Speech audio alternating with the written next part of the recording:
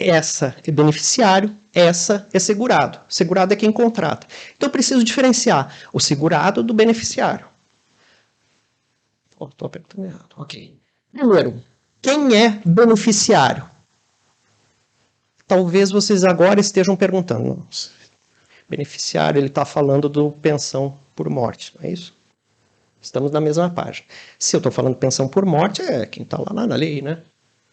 Não, pois é, mas mesmo isso, para o RPPS, se torna complicado. O direito da família, ele vem de uma série de revoluções pós-1988 e bate primeiro, sabe aonde? Nem no cartório de registro de pessoa civil, bate na porta do regime próprio de previdência social. A primeira decisão a respeito da união estável homoafetiva, pode ver lá,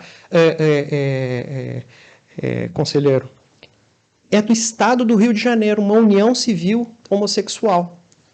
Por quê? Porque o marido, né, estava pleiteando efeitos previdenciários. Então, aqui, ó, união estável, mas eu vou trazer algumas coisinhas aqui. Por exemplo, dessa nova tendência do direito de família. O menor sob guarda. O menor sob guarda tem direito à pensão por morte? Sim. Quem disse isso? Nessa DI ali, ó, 4878, que transitou em julgado recentemente, eu botei a data da decisão, mas teve embargos, né? Ela questionou uma lei, e olhando a lei, você nem percebe tanto que a questão é essa, mas são as repercussões previdenciárias do menor sob guarda. E o que acontece se o regime próprio não reconhece isso? Fala, não, eu vou esperar uma ação em juízo. Vai no judiciário, que é ele que gosta da coisa para você. Aí ele ganha isso e ganha o dano previdenciário, dano moral previdenciário. Então é bom prestar atenção. Que mais? União estável desacompanhada de prova. Aí é um pouquinho ao contrário. A união estável ela pode se formar, inclusive, com quem é divorciado entre si, né? Então a pessoa se separou lá de fulana, estava lá vivendo lá na festa, o oba-oba, em residências separadas, morre o fulano, com divórcio. Aí aparece a viúva dizendo que vivia em uma união estável, às vezes até alterando o documento, né, a certidão de óbito. A certidão de óbito só faz prova do que consta da declaração de óbito, ou seja, data, motivo, né, nome completo da pessoa. Não faz prova dos elementos acessórios. Então, por exemplo, a união estável, está lá declarado que vivia em união estável. Alguém chegou lá e declarou que havia união estável. Esse é um elemento de prova que você tem na certidão. Essa decisão eu não encontrei outras. Essa decisão é do Estado do Rio Grande do Sul, 821, né, TJ do Rio Grande do Sul, dizendo que não há efeito previdenciário na união estável, que não se faz acompanhar de prova. Ou você tem a união estável, aquela de cartório, né, com a certidão, anterior à data do óbito, né, ou você, na união estável de fato, bem, aí tá tendo burburinho porque alguém concedeu. Não estou dizendo que está errado, tá certo?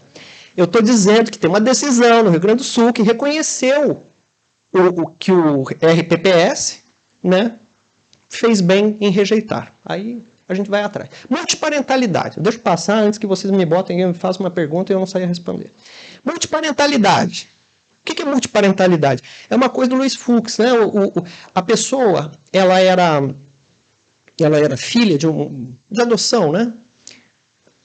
Não, filha de afinidade socioafetiva de uma pessoa. E não conhecia quem era o pai, não tinha no registro. Aí chegou um belo dia e o pai procurou ela, descobriu, né, se abraçaram, tudo. Foi a criança no cartório, que já não era uma criança, e pediu, eu quero que coloque aí o meu pai.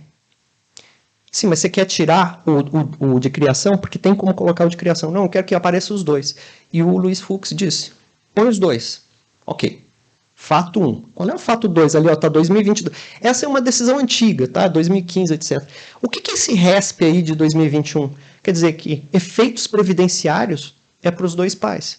Então, o pai de criação, se falecer, dá pensão para a filha. E o pai biológico, se falecer, também. E a faca é faca de dois legumes, né? Ou seja, se a pessoa for instituir beneficiário dependente econômico, também corta para baixo, corta para cima. Tem uma autonomia da legislação local, se vocês forem olhar o artigo 9º da emenda, né?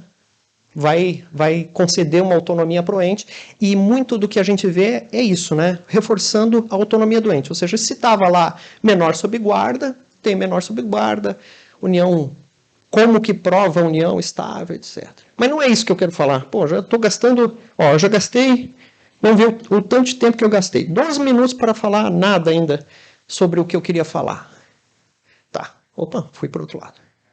Condição de segurado. Tá bom. Então, separa o beneficiário. Eu só quero falar sobre segurado. Segurado é fácil. Tem o artigo 4º da portaria, artigo 3º, sei lá, que diz quem é. Por que você está escarafunchando? Vamos ver umas coisinhas? Nós aqui. Servidor público em ente que não dispõe de regime próprio. Ah, professor, isso aí é óbvio que não é, né? Bem, eu tive que engolir um mandado de segurança dizendo que tinha. Então, eu faço bem em colocar, tá certo? Ok. 2. Funcionário público de consórcio intermunicipal. O consórcio municipal é uma autarquia interfederativa, né? Lá no estado de São Paulo tem muito. Agente comunitário de saúde. Ué, por que você está botando o agente comunitário de saúde? Porque a lei diz que eles são regidos pela CLT e não fazem concurso público, então não gozariam de efetividade. Ok. Outro, cedidos. Com ônus, cedidos sem ônus. Às vezes o médico, ele é cedido para a organização social, com ônus para a organização social. Pois é, qual é? E lá ele vai ser seletista, ok. Mas qual é o liame previdenciário dele? Que mais? Afastado, licenciado, sem vencimentos também. O cara foi para a Europa, né, fazer curso lá de pós-graduação, não está voltando, mas de 2 em 2 anos vem aquele pedidinho, né, na base do estatuto, querendo renovar a cessão ou licenciamento. Em acúmulo ilegal de cargo. Ou seja, a pessoa não poderia ter 3 cargos de médico, mas ela tem. Ela quer contar o tempo. Titular exclusivamente de cargo em comissão. Estabilizados. Eu vou contar um segredo para vocês. Eu só queria falar dos estabilizados. Daí eu pensei em umas coisinhas assim para encher, né? Estabilizado é a coisa mais quente que tem no momento. Porque antes de 88, entrava no município, não fazia concurso público. E agora não consegue provar nem um editalzinho de concurso que teve mais ou menos aquela época. Não fazia concurso. E aí, o que acontece? A pessoa entrou em 1977, é um senhorzinho, é uma senhorzinha, que nem tem PIS, tá certo? Nem tem PIS. Ela sempre só contribuiu no município. E agora chegou lá, aí você saiu fazendo documentação, etc., né? E aí percebeu, eu preciso do edital do seu concurso público. Qual é o número mesmo? Não tem nada? Não. Você era cargo em comissão? Não, eu era funcionário. Aliás, os dois estão meio parecidos, né? Meio primos irmãos, né? Não se sabe a que título entrou. Sim, mas e aí agora? Daí vai procurar o STF. Aí você vai procurar as decisões do STF e vai ficar desmoralizado, né? Porque todas, uniformemente, dizem que estabilidade não é efetividade. Que solução para o problema social que uma decisão dessas dá? Bem, vamos lá. Opa, fui para o lado errado de novo. Muito bem. Condição de segurado. Vocês estão conseguindo ler aí? Mas é que é que aqui é grande, né? Eu exprimi que era para não ler mesmo, né? Mas esse é o artigo 3º da portaria, tá vendo? Deixa eu ver aqui, tem raiozinho? Meu Deus. Como é que é o raiozinho? Tá. Muito bem. Muito bem. Exclusiva a todos os servidores públicos titulares de cargo efetivo. Bem, então agora resolveu. É titular de cargo efetivo. Se o cargo é efetivo, eu já vi lei de efetivação. Você já viu isso? Lei de efetivação. Os cargos A, B e C são convolados em cargos efetivos. Convola cargo de provimento em comissão em cargo efetivo. Olha só que maravilha. Se o mundo fosse fazer uma lei, meu Deus. Então, o que é cargo efetivo? Deixa eu falar a doutrina por trás. Efetividade é aquilo que qualifica a forma de provimento. Se você faz concurso público de provas e títulos, você ingressa num cargo que é dito efetivo. E qual é a forma de entrar sem passar por esse meio caminho, esse portal de entrada? Se chama provimento em comissão. Né? Então você é titular de um cargo em comissão. Ah, não, ele é antes de 88, mas não é. Em comissão. Ele entrou. Como? Por concurso? Não, ele entrou por aquela porta ali da frente. Como é que é? Ele é efetivo? Ele é comissão?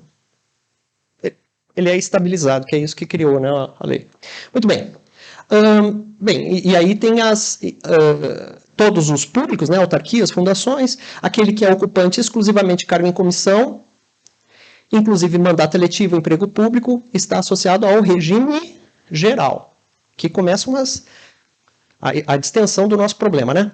Função em comissão, provimento por nomeação, designação. Eu vou passar porque eu vou ver cada um dessas condições. Que permite a gente chegar a essa conclusão, que aí, nos municípios que não têm regime próprio, não pode fazer um pedaço de uma lei e um pedaço de outra lei. Você tem o regime geral, não é verdade? Pois é, ele conseguiu. Por que eu estou falando isso? Porque eu acho que deve os tribunais de contas, né, fiscalizar os municípios que estão nessa situação. E aí cobrar, não a receita previdenciária do RPPS, mas cobrar a CND, cobrar a GFIP, ver se está contribuindo para os funcionários. Né? Bem, essa é uma coisa. Que mais? Funcionário público em consórcio intermunicipal. Bem, então aí eu tenho a Lei 11.107, que é a Lei dos Consórcios Públicos, artigo 6º, parágrafo 2º. O consórcio terá essa personalidade e o pessoal será regido pela consolidação das leis do trabalho. O professor Alexandre, isso não garante que está ligado ao regime geral de previdência social. É verdade, pode ter, não sei, né, alguém que cria aí uma CLT que é vinculada ao regime próprio, mas aí é uma grandíssima evidência, né, de que o regime que atrai é o regime geral de previdência social e não tenho visto muito problema com relação a isso. O que, por exemplo, o RPPS deve fazer é não receber contribuições desses servidores, né? Muito bem. Afastado ou licenciado sem vencimentos. É vedada a filiação ao regime geral de previdência social na qualidade de segurado facultativo de pessoa participante de regime próprio de previdência social, salvo na hipótese de afastamento sem vencimento e desde que nessa condição seja permitida a contribuição do regime próprio. Eu tenho visto muito desse caso. Principalmente, todos os que vieram para mim foram da Assembleia Legislativa, né? A pessoa é uma figura lá no município, aí o assessor é uma pessoa meritosa, tem um deputado estadual do município, puxa lá para a Assembleia. E fica lá na Assembleia recolhendo para o INSS. Né?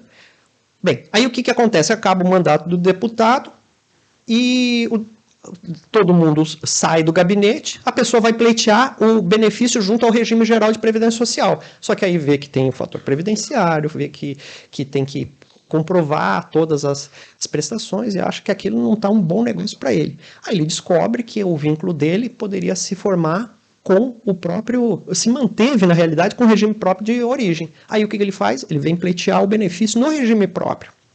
E vem pleitear no regime próprio com o salário que ele recebia na Assembleia Legislativa, que às vezes é até maior do que...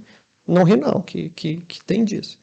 Então, o que eu acho que deve se fazer? Deve-se cobrar do Executivo Municipal um controle, e do Legislativo, né, um controle dos funcionários cedidos, porque não tenho dúvidas.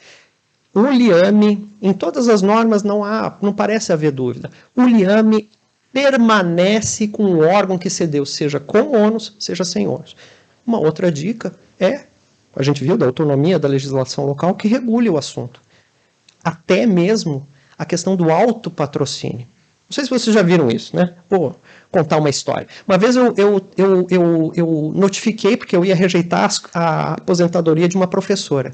Ela tinha um caso de cessão também, e ela passou alguns anos sem contribuir. Eu falei, bem, tem aqui um buraco de 3 anos, né? Aí sabe o que ela fez? Ela fez uma guia e pagou. Falou, a minha parte é 11%, né? Quanto é que é 11 vezes aí? Como se fosse um balcão de negócio. Eu falei, puxa, eu também quero. Eu vou lá. Quanto é que é?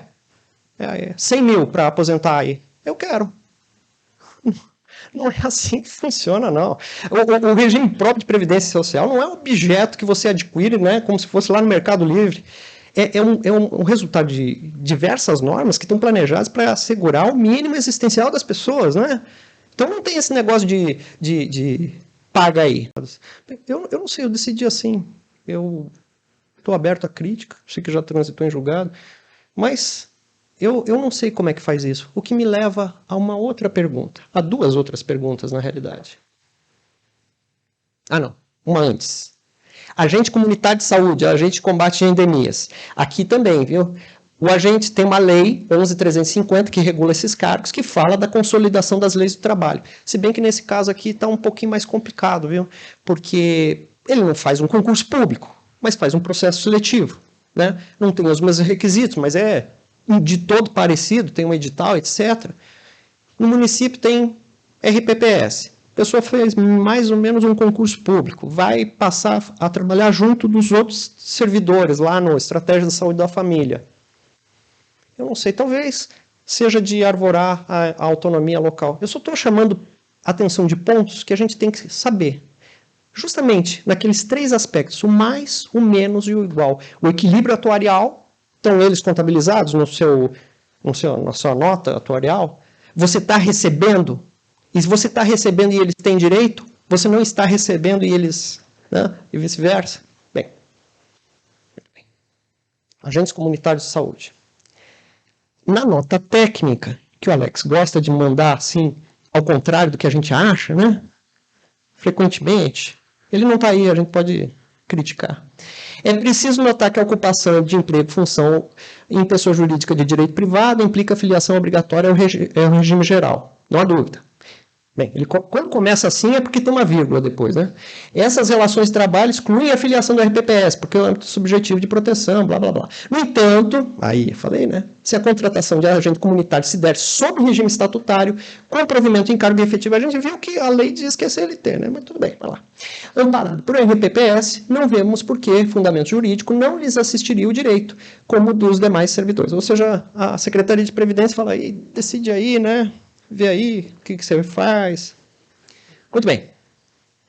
Mas, o que eu quero falar, e eu vou falar 5 minutos sobre esse assunto, ai meu Deus do céu, é o seguinte: titular exclusivamente de cargo em comissão. São segurados obrigatórios da Previdência Social. Isso é de 1991, né? Esse decreto aqui é de 99, mas tem na 8212 de 91 tem isso aqui. São segurados obrigatórios da Previdência Social como empregado, servidor, ocupante, exclusivamente cargo em... O que é exclusivamente? É aquele que não tem concurso público na base. Ele só tem o cargo em comissão, né? Ok. Bem, então parece que é fácil, né? Você colocou como se fosse uma grande coisa, né? Ok. Qual é a diferença do provimento em comissão para o estabilizado? Estabilizado. Isso aqui, os servidores públicos civis da União dos Estados do Distrito Federal, autárquico em exercício, na promulgação da Constituição, é a DCT da Constituição Federal. Há menos de 5 anos, ou seja, 1983, abril de 1983, e que não tenham sido admitidos na forma regulada pelo artigo 37, abril ou outubro, né? Não me lembro agora, da Constituição, são considerados estáveis, não está efetivos, está estáveis. O tempo de serviço do servidor, bem, o disposto não se aplica aos ocupantes de cargos, funções e empregos de confiança ou em comissão, nem aos que a lei declare de livre exoneração. Então aqui já, o de provimento em comissão já caiu fora, derrapou já na primeira curva, né? Como é que era a Constituição de 1946? A primeira investidura em cargos que a lei assim determinar é efetuar-se mediante concurso público. Então, realmente, a Constituição de 1946 permitia que existissem carreiras assim determinadas que não tivesse concurso público. Não, professor, mas é tudo depois de 67, que também tem essa mesma... Não. Essa é a Constituição de 67. Os cargos são acessíveis a todos os brasileiros, preenchidos os requisitos que a lei estabelecer. A nomeação para cargo público exige a aprovação prévia em concurso. Então, desde 1967, só existe cargo com provimento por concurso. Ninguém pode ser efetivado ou adquirir estabilidade sem prestar concurso.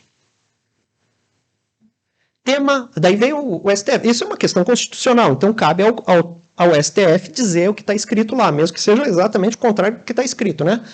Aí veio o tema 1157. É vedado o reenquadramento em novo plano de cargos, carreiras, de servidor admitido sem concurso público, antes da Constituição, mesmo que beneficiado pelo ADCT. Haja vista que essa regra transitória não prevê direito à efetividade. Aí você fala, puxa vida, em 2014, mas isso deve ter mudado, né? Porque agora que estão começando a se aposentar as pessoas. Não, aqui é uma outra decisão de 2018, o Supremo Tribunal tem entendimento de que o servidor estável, nos termos do 19 da DCT, não é efetivo, blá, blá, blá, blá, blá, blá, blá, blá, blá. Então, o STF acha que não é. Sim, mas e os tribunais de contas? Esse aqui, um quadrinho para vocês. Essa é a posição dos tribunais de contas. Aí você aposta, né? A coluna da esquerda é RPPS, a coluna da direita é RGPS. Desculpe se eu entendi incorretamente algum tribunal, eu procurei lá e tem um trabalho muito bonito desenvolvido pela Secretaria de Previdência, do Leonardo, né? Eles trouxeram isso. Então, os estabilizados pertencem ao RPPS. Acre, Paraná, Amazonas, Ceará, São Paulo. Essa aqui eu acho que é uma decisão minha.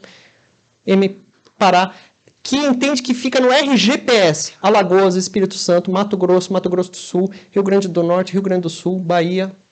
Esse aqui foi até bem pesadinho. Modulação de efeitos, foi o que eu entendi da consulta 60 de 2021. Aqueles que já estejam no regime estatutário fica no RPPS. Os que vierem depois desta consulta, que foi respondida em 2021, aí passam a ser regime geral. É tipo uma modulação, né? Mas não. É? Ah, sim! Obrigado, Carlos. Muito obrigado. Rio Grande do Sul. Aqui o Carrozinho chamou a atenção que eu errei aqui, mas não errei não. Tá vendo que aqui o processo é outro número? É porque a Ana Varpenchovski achou uma coisa e o resto dos conselheiros achou outra. Tá? É isso. A Ana é minha amiga e tal. Então, aí você pensa assim, eu sou um mero, né, gestor de RPPS, eu quero escolher uma coluna. Daí você vê a letrinha aqui, né? E vai dançando conforme a música. Vocês acham razoável uma pessoa que está contribuindo desde 1983 dizer, olha, agora você vai no regime geral? Será que não deveria ser o STF a dizer isso? Sabe, eu decidi e eu sabia, eu tenho medo, o jogador tem cagaço também, né? Eu tenho medo que alguém um dia vá lá e fale, pô, você não é analfabeto, né? Conselheiro analfabeto, não sabe ler. Mas, primeiro, que eu tô junto de um bando de gente boa. Segundo, que não dá para ser mais realista do que o rei. Porque qual é a alegação? Ora, você faz o seguinte, você manda o cara para o regime geral e aí ele se vira lá com a compensação previdenciária, vai dar tudo certo. Só que não vai dar tudo certo. Minha humilde opinião, eu acho que quando o negócio chegar com argumentação correta no STF, o STF primeiro veio trazer até uma definição do que é equilíbrio financeiro atuarial. Como a emenda 103 deu essa prerrogativa para os entes federativos estabelecerem regras de benefícios, regras de cálculo, reajustamento, regras de concessão, principalmente, né, as regras de elegibilidade para as aposentadorias para cada ente federativo, isso é uma grande oportunidade. Isso aqui é uma oportunidade do equilíbrio financeiro atuarial e a gente vem destacar na nova portaria que, além das tradicionais formas, né, plano de equacionamento do déficit com amortização, com alíquotas ou aportes periódicos, segregação da massa, aporte de bens, fazer a reforma da Previdência é efetivamente uma medida para o equilíbrio financeiro atuarial, e a gente reconhece isso na portaria, como uma medida de equacionamento de déficit, e reconhecemos os entes que enfrentaram esse problema e conseguiram aprovar a sua reforma da Previdência. Inclusive, a gente, né, o grupo de trabalho, a comissão técnica lá de atuária, permanente de atuária, deliberou, discutiu esse assunto, a gente levou para o Conselho Nacional dos Regimes Próprios e foi aprovado na nova portaria aprovada uma ampliação do prazo para equacionamento do déficit dos entes que fizeram a reforma. Então, os entes que fizeram a reforma, o prazo foi estendido até 2065. Tá? Então, quem ainda não fez a reforma da Previdência, não aproveitou a janela da emenda 113, né, a janela do parcelamento especial, tem aí outra janela, outra oportunidade prevista na portaria, para a gente pensar de uma forma integrada, né, o regime próprio como uma forma integrada entre gestão do ativo, gestão de passivo, entre plano de custeio, plano de benefícios. Então, eu chamo a atenção aí dos colegas gestores de Previdência, que aqui estão, e dos colegas dos tribunais de contas. Vi aqui a Michele, né, Michele? Tribunal de Contas de Alagoas, já estivemos lá. Quem tem mais outro tribunal de contas aqui? Tem vários? Qual de vocês? A da Bahia, Mato Grosso do Sul, Tocantins, nossa, então tem todos aqui, ué. Tem todos, Waison. Semana que vem vou estar no do Ceará. Semana que vem, não. Mês que vem vou estar no Tribunal de Contas do Ceará. A gente está fazendo um trabalho lá com o Ministério Público do Ceará e com o Tribunal de Contas e com a Associação Regional lá dos RPPS cearenses para a gente dar uma sacudida nos RPPS do Ceará. Aí podem contar conosco aí em outras sacudidas aí por esse Brasil afora. Bom, no capítulo da gestão dos recursos, aí, né, dos recursos, da gestão dos regimes, a gente trouxe para dentro da portaria, da nova portaria 99, né, os princípios da 9907, alguns comandos da portaria 9907, que eram dos requisitos para os gestores e membros de conselhos e comitês de investimentos, e ficou incorporado, então, na portaria geral.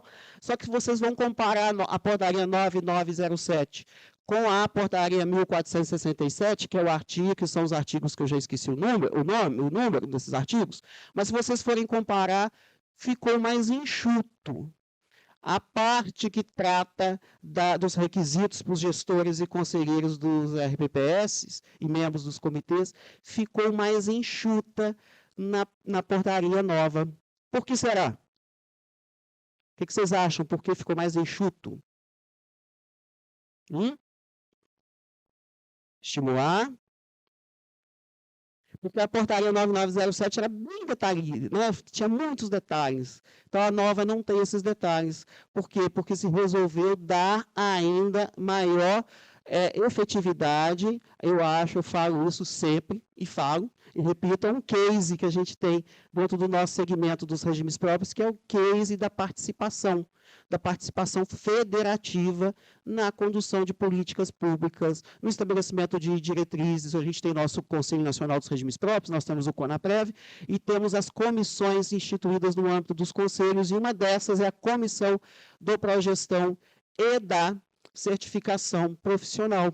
Então, a opção, dentro da portaria 1467, foi colocar as diretrizes gerais e deixar que vocês, que representantes de vocês, por meio da Comissão Permanente de Atuária e Certificação, nós temos um membro aqui, outro membro aqui, quem mais, Miguel, que está aqui, que é membro? Você já foi membro?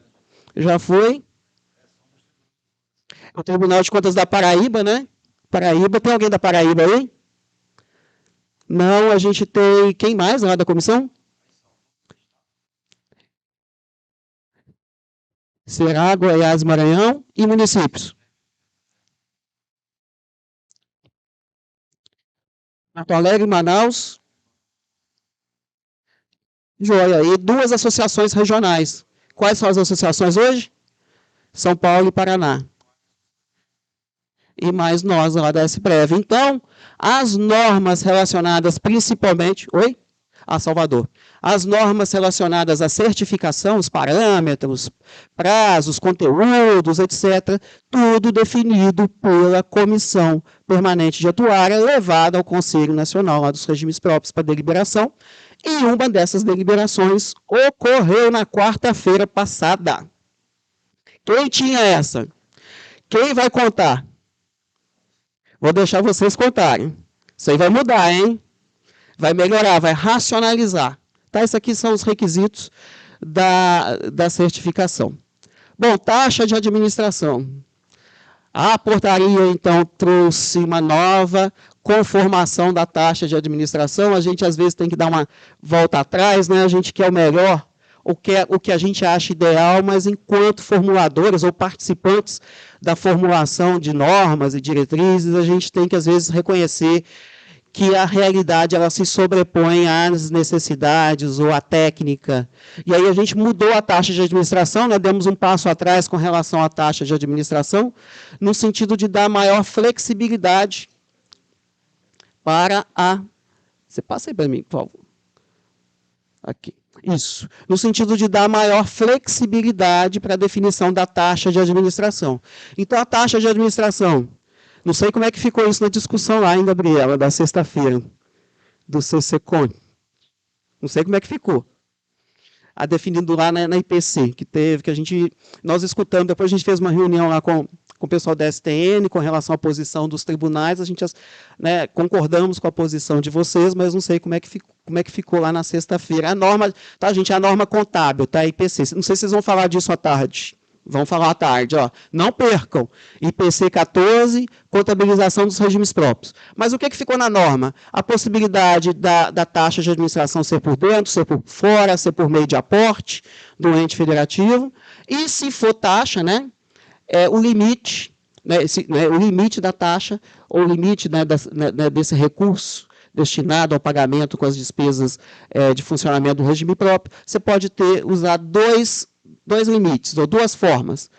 Pela base de cálculo, considerando a remuneração de contribuição dos servidores ativos, e a outra é considerando a remuneração bruta dos servidores ativos, aposentados e pensionistas. E vejam vocês que houve uma importante, né, destacada aqui, ampliação desses limites. Então, aquele limite tradicional que a gente conhecia de 2%, se for um município de pequeno porte, o limite da taxa foi para 2,7%, e se tiver o plus para certificação, pode chegar a 3,20%.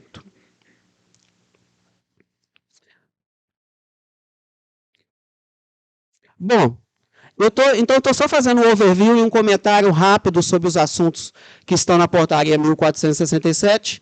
Um desses assuntos, vocês já leram esse capítulo? Quem já leu o capítulo de gestão de recursos? Sarkis, acho que já leu. Ficou um maior capítulo, acho que um dos maiores capítulos da portaria é esse de administração de recursos, de aplicação de recursos. Porque a gente pegou as melhores, né, num grupo de trabalho também, de investimentos que fizemos, contou com a participação aí de muitos de vocês, colocamos dentro da norma as melhores práticas de gestão de investimentos. E aí transformamos isso em seções dentro desse capítulo. Então, a gente começa falando de política, credenciamento, alocação, monitoramento dos riscos, e aí a gente segue adiante, a gente tem aqui como oportunidade e desafio, isso aqui é uma oportunidade e desafio danado. A gente contou lá na nossa reunião, na sexta-feira, na nossa reunião do CONAPREV, com uma apresentação da FUNPRESP. A FUNPRESP é a entidade fechada de previdência complementar dos servidores federais, a fundação. E eles contaram para nós como que eles estão operacionalizando essa carteira de, no caso dele, empréstimos, né? No caso dele, operações com participantes. No caso nosso, a gente chama mais especificamente empréstimos consignados. Então, veio o Cícero, né, que é também conselheiro, lá do CONAPREV, apresentou para a gente a experiência deles e o desafio que é operacionalizar essa carteira de empréstimos. Um outro desafio aqui é a questão do desenquadramento dos fundos estressados, então a gente está tratando isso na portaria, e o que eu trago aqui como uma grande oportunidade, quem tiver CRP judicial, por causa daquelas cacas que foram feitas lá no passado, aquelas aplicações lá, aquela questão esquisita, né? Que trem esquisito que foram feitos lá no passado. Aí os entes tiveram que judicializar, porque a gente não, que os limites foram extrapolados, agora a gente colocou na portaria uma possibilidade de emitir o CRP administrativo nesses casos de desenquadramento dos fundos estressados. Chama atenção também, né, Gabriela, e depois o Derli, não sei se vocês vão comentar sobre isso, a questão da precificação dos ativos, valor, né, na curva ou valor a mercado. A gente, na portaria e na resolução nova, vocês têm uma possibilidade maior de aplicação em ativos emitidos por instituições financeiras, até 20%, desde que elas sejam do segmento S1, S2, S3 do Bacen. Inclusive, divulgamos recentemente uma lista nova ainda, as S1, S2, S3. Vejam lá no site, a gente mandou na mala direta para vocês, consultem essa lista, tá? Ela foi atualizada. Então, esses ativos, CDBs, letras imobiliárias, letras financeiras, principalmente letras financeiras emitidas pelos bancos que vocês forem aplicar, vocês podem manter para fins de apuração do resultado atuarial esses ativos na curva, assim como os títulos públicos. Bom, terminando aqui, vou ter progestão RPPS, a gente trouxe o progestão para dentro da portaria, e mais uma vez eu ressalto aqui esse case, assim, eu sou apaixonado com isso. E a gente está apaixonado agora com a compensação também, que é a participação de vocês ajudando a gente na compensação, de representantes de vocês. Então, a gente trouxe o progestão. O que a gente chama a atenção com relação ao progestão RPPS é que cada vez mais eu me convenço, né, eu tive alguns momentos de emoção durante a nossa reunião, a gente vê depoimentos dos gestores com relação ao progestão, com relação às melhorias que o progestão trouxe, né, para aquelas casas, e a gente estava, né, como tem um estado do lado lá, Santa Catarina, um estado que a gente teve algumas questões aí com a atuária, né, de fundos, etc. O estado de Santa Catarina foi o último estado a fazer adesão ao progestão. Então, a gente está tendo um movimento muito bom em torno da melhoria, do aperfeiçoamento dos regimes próprios. E aí, essa é a nossa comissão. E o índice, nós também trazemos, isso aqui também tem me deixado muito feliz, e tudo que deixa a gente feliz, tudo que é oportunidade, né, desafio, deixa a gente preocupado, né? Quando a gente inventou esse índice de situação previdenciária, não imaginava que esse índice fosse causar tanto, vamos dizer assim, né? A preocupação de vocês com relação às informações do CadPrev, com relação a TCRP administrativa, a TCRP em dia, esse índice aí, o índice de situação previdenciária que trouxemos para dentro da portaria, deu uma alavancada no controle social, na transparência, né, dos regimes próprios. Então, a gente tem visto um movimento muito grande. Aí, quando o sistema CadPrev dá problema, a primeira coisa que eu escuto, vai prejudicar meu ISP, vai prejudicar meu ISP. Então, a gente fica feliz, assim, de termos, né, feito, né, modelado algo nesse sentido. E, para terminar, dizer que a regulação e supervisão dos RPPS, o que a gente tem de novo na portaria? Que o ISP, nós vamos passar a usar o ISP como base para a segmentação dos regimes próprios e aplicação proporcional da regulamentação e fiscalização dos regimes próprios. A gente já tem essa experiência, né, muito maior, né, no Bacen, né, que é a segmentação S1, S2, S3, S4, né, do Bacen. A Previc já tem também essa experiência de segmentação, de regulação e fiscalização proporcional, né, à complexidade dos regulados e supervisionados, e a gente colocou isso na portaria, isso para nós, inclusive, como um indicador, assim, né, para que a gente venha a aplicar isso, que a gente trate os regimes próprios menores de uma forma diferente dos maiores, dos mais complexos, tanto não só nas questões atuariais, como nas questões também do CRP. Então, nós temos esse comando na portaria. E, por fim, um outro comando aqui, com relação ao CRP, um grande comando. Eu estou aqui na casa do Tribunal de Contas do Rio de Janeiro, e a gente tem um comando, vou estar no Ceará, e a gente tem vocês aí, os colegas aí dos tribunais, né, aqui no WhatsApp conosco, né, diariamente, a gente tirando dúvidas, fazendo críticas e a gente melhorando nos grupos de trabalho, mas aí a gente colocou que positivou uma possibilidade para o CRP, esses aqui são os critérios para o CRP, a gente deu uma enxugada nos critérios do CRP, ao passo que colocamos na norma, olha, acordos de cooperação com os tribunais de contas, com demais órgãos de fiscalização e com entidades representativas do segmento, né, dos RPPS, poderão prever acompanhamento e verificação de critérios para o CRP. Não sei, a gente inventa as coisas, né? E depois não sabe como é que vai implementar. Mas não sei como é que nós vamos fazer com isso. E aqui, ó, gente, só um destaque aqui. Quem não recebe o nosso Acontece, o nosso informativo mensal, nos mande lá um e-mail, entra lá no nosso WhatsApp, 2021-5555, o 61, né, 2021-5555, coloca o seu e-mail lá para receber as nossas malas diretas, e uma delas é o nosso informativo mensal, que a gente busca aí consolidar, né, as novidades relacionadas aos sistemas e às normas. A gente tem sempre uma norma lá, um artigo da nossa Coordenação Geral de Normatização, com as notas técnicas, tá? Tá, Sarquis? As notas técnicas que você estava criticando aqui, a gente divulga lá, tá? A gente divulga as notas técnicas lá. Tem uma recente, eu não sei se a gente publicou ainda. Pensão por morte versus pensão alimentícia. Tá? Tem uma nova aí, que a gente publicou. Tá? Mas é esse espírito aí de construção, tá? Então tem nosso informativo aí. Quem não estiver aí na nossa lista, entre aí no nosso WhatsApp e peçam para serem incluídos na nossa mala direta. Tá? Esse foi um recado, assim, nossa portaria é um trabalho muito grande, e estamos, conforme eu já comentei com vocês, em constante aprimoramento daquelas normas dessa portaria 1467, e contamos com vocês, agora eu vou especialmente aos tribunais de contas, contamos com a participação de vocês. Nós já temos representantes dos tribunais, né, no CONAPREV e no CNRPPS. Sarquis foi um dos nossos representantes, hoje não é mais. Hoje é o Domingos, lá do Tribunal de Contas do Espírito Santo, e o Mato Grosso, né?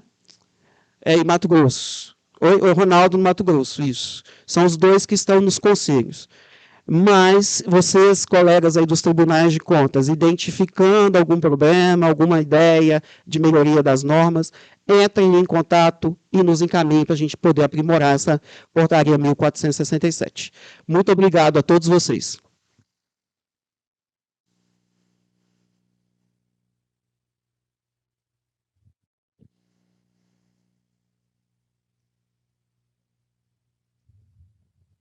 Agradecemos ao subsecretário Alex Albert Rodrigues pela sua palestra.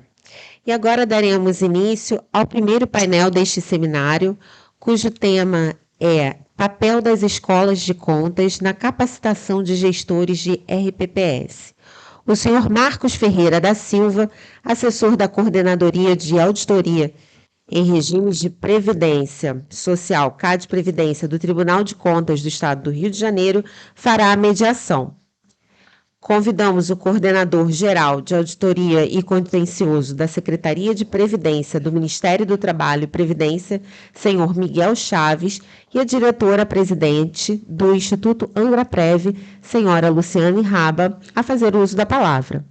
Miguel Chaves é especialista em Demografia e Ciências Atuariais pela Universidade Federal do Rio Grande do Norte. É auditor fiscal da Receita Federal do Brasil e também presidente da Comissão de Credenciamento e Avaliação Progestão RPPS. Luciane Raba também é presidente da Associação das Entidades de Previdência Municipais e do Estado do Rio de Janeiro.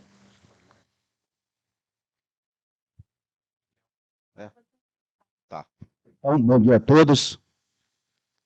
Então, o nosso tema que o Marcos passou para mim seria destacar a importância da certificação dos dirigentes e dos conselheiros.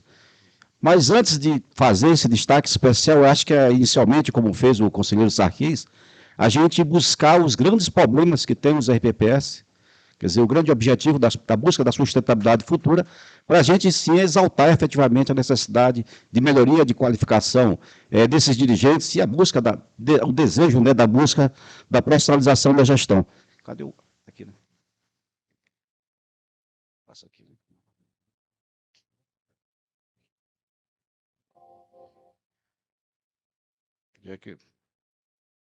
Onde é que é? É isso aqui, né? Tá isso aqui, né? Tá. Então, assim, inicialmente a gente traz assim, os grandes problemas, né, que impactam na sustentabilidade dos regimes próprios de previdência. Que os regimes próprios de previdência têm diversos problemas, problemas estruturais, problemas de gestão, problemas atuariais, de regulação, e de supervisão e controle.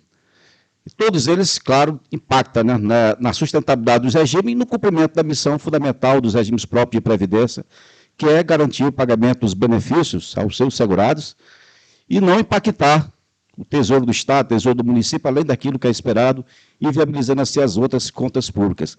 E aqui a gente traz esses 3 grandes momentos da criação dos regimes próprios de previdência. Isso aqui é um trabalho de dissertação de mestrado do nosso colega Narlo, que ele fez esse trabalho, tratando ali do equilíbrio financeiro dos regimes próprios de previdência e com esses 3 grandes momentos. O momento anterior à Constituição de 88, quando se tinha ali poucos segurados no regime próprio de previdência. Esses regimes próprios de previdência ali, ele contemplava poucos segurados, especialmente algumas categorias da defesa, da segurança, servidores da fazenda. Ainda não havia assim, uma preocupação com sustentabilidade futura, quer dizer, o benefício de aposentadoria, eles eram recebidos por razão da relação estatutária daquele servidor com o Estado, não havia essa intenção de sustentabilidade futura.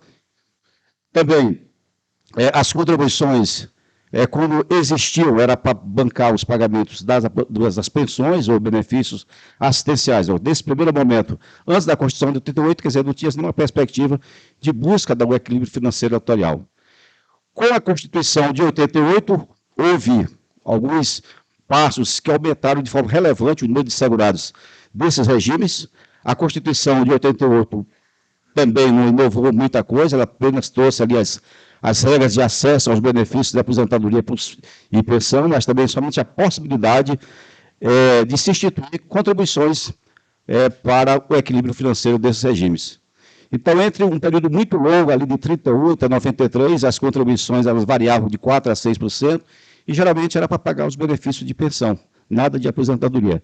E aí teve 2 grandes momentos, assim, tanto da emenda, tanto da Constituição de 88, como da emenda 3 de 93, que veio fazer com que os regimes próprios de previdência viessem a aumentar de forma relevante o número de segurados e a criação de regimes próprios de previdência.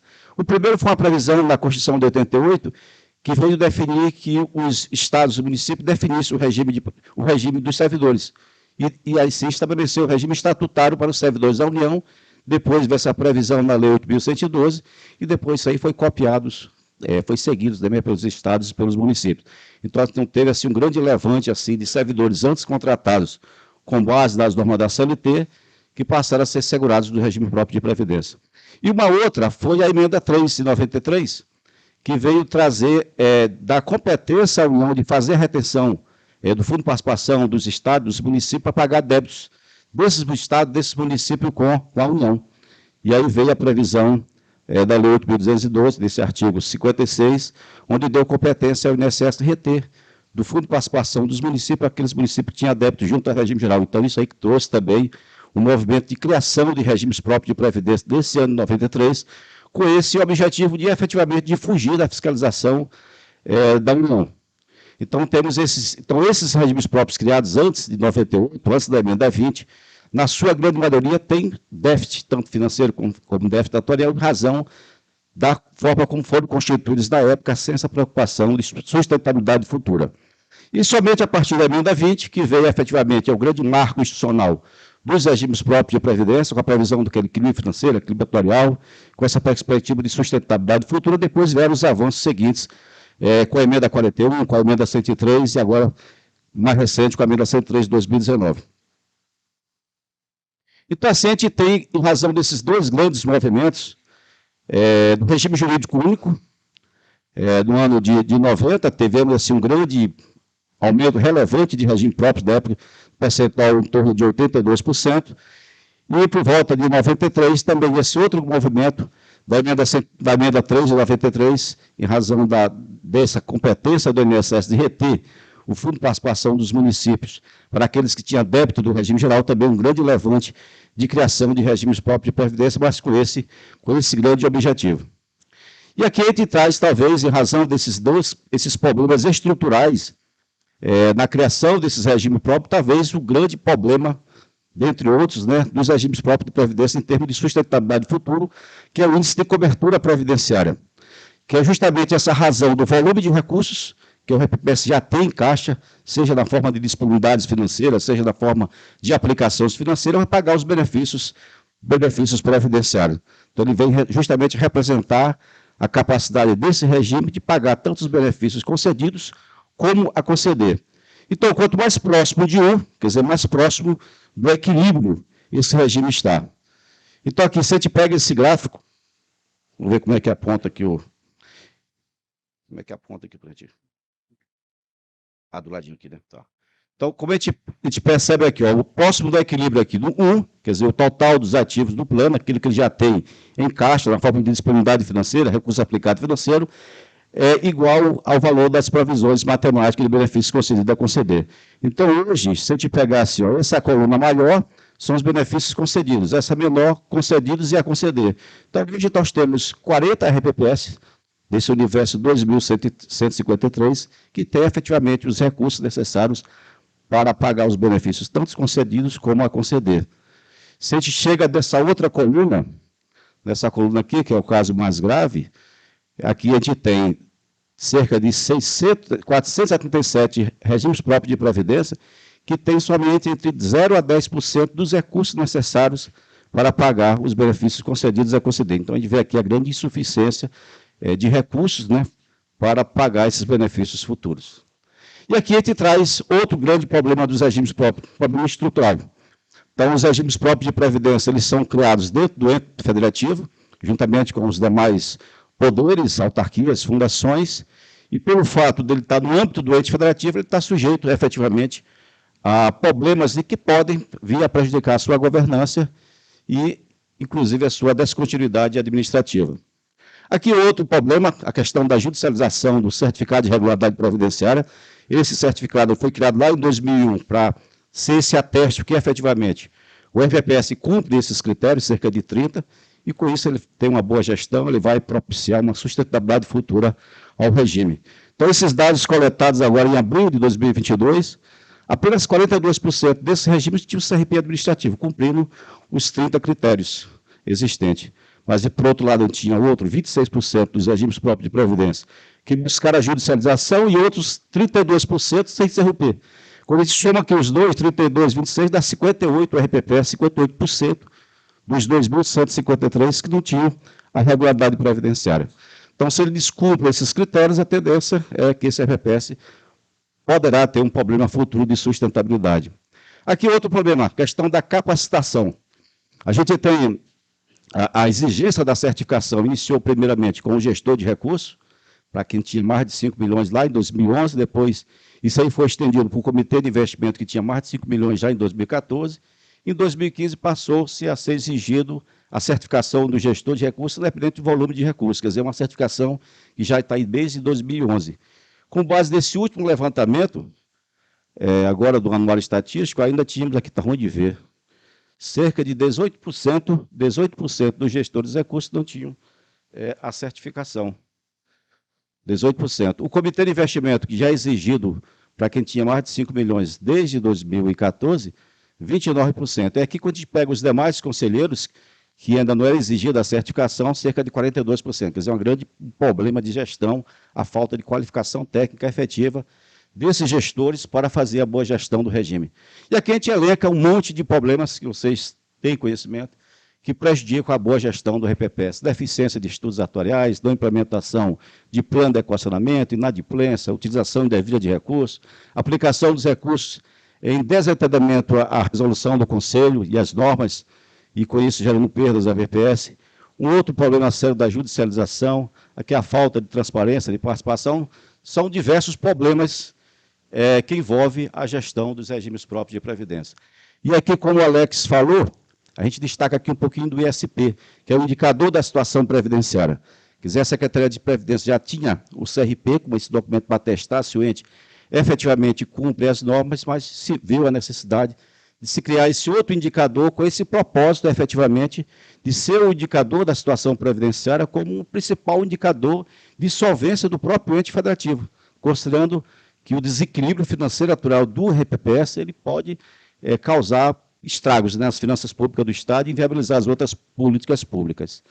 Então, o histórico do SP, a gente tem o SP com essa mesma metodologia, 2019, 2020 e 2021. Então, a gente tem um histórico de 3 anos. Em setembro, agora, sai o novo índice. Então, a gente vai ter 2019, 20, 21 e 22. Então, ele vai se constituir efetivamente como uma ferramenta para verificar a efetividade da gestão do RPPS, no tocante à evolução do histórico do RP, do ESP, desses 4 anos. Vai analisar, ele serve como instrumento, analisar o custo-benefício da gestão, quanto é que está sendo gasto com despesa administrativa e como que efetivamente, quais são os resultados trazidos no tocante ao histórico do SP, se está melhorando ou se está piorando. E ele vem agora funcionar também para nós, Secretaria de Previdência, como um principal indicador na nossa matriz de risco para indicar aqueles RPPs que serão objeto de auditoria. Então, a gente já tem um histórico do SP e a Secretaria de Previdência, sua matriz de risco, na hora de selecionar esses entes, vai priorizar esses regimes próprios de previdência que, efetivamente, poderá ter um problema futuro na sua sustentabilidade, tendo, assim, uma atuação mais prospectiva. E também ele serve como uma aferição rápida da situação daquele regime, com base naqueles aspectos que constituem o ISP. E aqui a gente fala rapidamente desses aspectos. Então, ele tem 3 aspectos, a gestão e transparência, a situação financeira e a situação atuarial. No caso da gestão atuarial, ele leva em consideração o indicador de regularidade, quer dizer, o cumprimento daqueles critérios para fins de CRP, o indicador de envio dos demonstrativos, a questão da transparência, ele está encaminhando a legislação e os demais demonstrativos, DIPR, DRA, DAI, DEPIM, e se ele tem ou não progestão, se ele está buscando um caminho ali de aperfeiçoar, melhorar a sua gestão. No caso da situação financeira, o indicador da suficiência financeira, que faz um comparativo entre receita e despesa dentro daquele exercício, e o indicador de acumulação de recursos é aquilo que se ele está conseguindo acumular recursos após cumprir as suas obrigações de pagar os benefícios e as despesas administrativas. E na situação atuarial, ele leva em consideração apenas o indicador de cobertura previdenciária, é justamente aquilo que ele já tem caixa ativo do plano para garantir o pagamento dos benefícios concedidos e conceder. Então, cada indicador desse recebe uma nota que varia A, B, C, e depois a combinação das notas, ele vai dizer se o regime próprio de previdência ele tem uma classificação A, B, C ou D. Aqui a gente fez aquele trabalho, lá naquele evento lá que a gente teve da Premed, e aí, na época, a Luciane me trouxe assim a demanda, Miguel, eu quero que você fale sobre a perspectiva futura dos regimes próprios do Rio de Janeiro. Aí eu fiquei pensando, pô, vai ser um negócio muito complicado, mas eu me lembrei do ISP. Então, do SP. Então, a gente pegou o histórico do SP desses últimos 3 anos, 2019, 20 e 21, aí se considerou aqui, se ele tem ou não progestão, ou tem um CRP administrativo, como se fosse um atenuante, se ele não tem um CRP administrativo há mais de 5 anos, ou tem um CRP judicial como agravante, a gente considerou ali, de forma assim, bem simplória, assim, a evolução de cada regime próprio de previdência referente àquelas notas A, B, C e D nos últimos 3 anos. Então, aqueles que tivessem assim, A seria ótimo, então não teve nenhuma dessa situação. Mas teve 16 RPPS que veio tendo nota B, dos 80 do Rio de Janeiro, B, 16, uma situação de alerta 28 com nota C, CC, quer dizer, ele está chegando ali no limite, na questão de perspectiva de sustentabilidade futura, e numa situação preocupante ou ruim, cerca de 36. Ruim e preocupantes porque eles estão D nos últimos 3 anos. A gente considerou ruim aqueles que vêm DDD, mas têm o progestão ou têm o CRP administrativo. E numa situação preocupante, aqueles que têm DDD, além disso, está sem um CRP há mais de 5 anos, ou tem um CRP judicial, quer dizer, ele não tem nenhuma perspectiva futura de melhoria da gestão e melhorar esses indicadores. Claro, ele é um indicador prospectivo, quer dizer, com base naqueles indicadores de gestão e transparência, situação financeira e situação atuarial, ali está me indicando que ele poderá ter um problema futuro de sustentabilidade desse regime próprio de previdência. Para a gente esmiuçar isso, efetivamente precisa de uma auditoria mais detalhada, mas ali a matriz de risco já está indicando que esse regime próprio de previdência tem um problema futuro a ser resolvido. ou vai ter que enfrentar um problema futuro a ser resolvido. Algumas ações que a Secretaria de Previdência vem fazendo ao longo dos anos, com esse objetivo de melhorar a gestão e melhorar a sustentabilidade futura dos regimes. Cita o CRP, como a gente já falou, o indicador da situação previdenciária, o perfil de risco atuarial, que é uma consequência do ESP, que é justamente o tratamento que será dispensado pela Secretaria de Previdência no cumprimento das normas atuariais, no equacionamento do déficit, o Progestão, como o Alex falou anteriormente, que é esse programa de modernização da gestão dos regimes próprios de previdência, de modo que eles tenham o melhor controle dos ativos, o melhor controle do passivo, que tenham um controle interno melhor a sua governança e dê transparência à sua gestão, buscando assim o controle social. Agora, a certificação nova dos dirigentes e conselheiros, quer dizer, agregando valor além daquela certificação do gestor de recursos e membros do comitê de investimento, ela vem agora buscar também a certificação dos dirigentes, dos membros dos conselhos deliberativo e do conselho fiscal. Uma outra ação, aperfeiçoamento das normas, a gente cita aqui a portaria 467, 2022, a própria resolução do Conselho recente, 2021, o decreto da compensação previdenciária, além de todo o apoio técnico interno, com esse objetivo do entes efetivamente buscar a reforma da Previdência como uma das formas, né, de se buscar o equilíbrio financeiro e atuarial desses regimes. E aqui a gente traz assim, o grande objetivo de todo o RPPS é ter sustentabilidade futura, de modo que ele possa garantir o pagamento dos benefícios e não seja efetivamente um problema para o município. Então, é assim, são muitos os problemas. Então, para conter muitos problemas, efetivamente não tem uma solução simples. O que eu faço para ter sustentabilidade? Na verdade, é um conjunto de medidas, de forma bem gerenciadas, que vai buscar efetivamente esse objetivo de ser um RPPS sustentável. Para isso, é necessário a fundamentação aqui do Progestão, esse programa que vai melhorar a gestão, vai dar transparência, participação, planejamento, vai buscar a capacitação efetiva dos servidores e buscar o controle, de modo que o RPPS efetivamente tenha um plano de equacionamento que efetivamente amortize o déficit, e não é simplesmente aquele plano de equacionamento que simula que está efetivamente amortizando alguma coisa, mas não está amortizando, e que esteja atrelado efetivamente à capacidade do ente federativo, quer dizer, não inviabilize o ente federativo. Quer dizer, são muitos os problemas, e para resolver esses montes de problemas, efetivamente aqui vem a necessidade, né, de se profissionalizar a gestão dos regimes próprios de previdência nos mais diversos aspectos. O RPPS tem diversas áreas de atuação. Então, é necessária essa profissionalização na gestão atuarial, na gestão dos benefícios, na gestão dos investimentos, na arrecadação, na compensação previdenciária, na gestão contábil, na gestão administrativa. Todas aquelas grandes áreas de atuação do RPPS, ele só vai perseguir essa sustentabilidade se efetivamente houver essa profissionalização. Quer dizer, a gente estava se buscando a exigência atual da busca de certificação, mas muito restrita ao gestor de recursos e ao comitê. E agora ela vem com esse objetivo de estender a todos aqueles que efetivamente ocupam esses cargos de gestão e de governança dos regimes próprios de previdência. Então, aqui é a previsão legal, o Alex, inclusive, já destacou, a Lei 13.846 de 2019 trouxe essa exigência de requisitos mínimos para ocupar aqueles cargos de dirigentes e conselheiros. Quer dizer, além da certificação, ele trouxe a exigência dos antecedentes pessoais, da formação superior e da experiência profissional.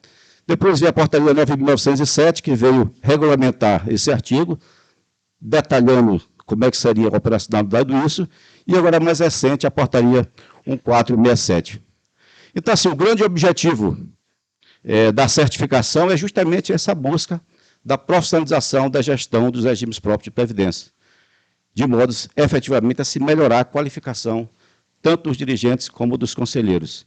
E o objetivo assim, bem específico seria aperfeiçoar o processo de escolha desses profissionais, de modo que agora o critério qualificação técnica seja observado na hora de escolher um dirigente ou um conselheiro do regime próprio de previdência, porque esse critério será objeto de regularidade previdenciária. Se o RPPS não comprovar que aquele profissional que está sendo nomeado, está sendo reconduzido, ele não comprova essa qualificação técnica mediante o certificado emitido pela entidade certificadora, o RPPS vai ficar sem o certificado de regularidade previdenciária.